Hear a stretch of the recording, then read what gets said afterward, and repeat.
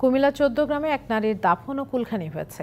পরিবারের সবাই শোকাহত, কিন্তু দাফনের ৮ দিন পর হঠাৎ বাড়িতে এসে উপস্থিত রোকসানা আক্তার। এ নিয়ে এলাকায় তৈরি হয়েছে কৌতূহল। চট্টগ্রামে ভাইয়ের বাসায় বেড়াতে গিয়েছিলেন রাজবল্লভপুর গ্রামের রোকসানা আক্তার।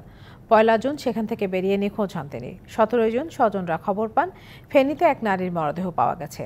মরদেহটি রোকসানার বলে শনাক্তের পর পুলিশ হস্তান্তর করলে ১৮ জুন পারিবারিক অবস্থানে দাফন করা হয়।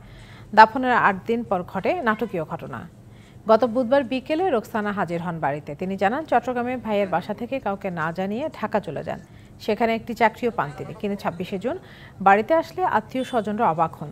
রোকসানাকে এক নজর দেখতে প্রতিদিন উৎসুক মানুষ তার বাড়িতে ভিড় করছেন।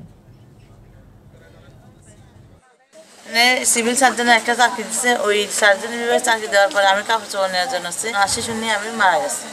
আসলে তো আমি মরি নাই, এটা তো একটা গুজব ছড়াইছে। কেউ বলতেছে কাপড় থেকে উঠেছে, কেউ বলতেছে আত্মা আসছে। নগদের কাছে সব গ্রাহকই প্রিয়, তাই তো সারা দেশে ক্যাশ আউট চার্জ সবচেয়ে কম।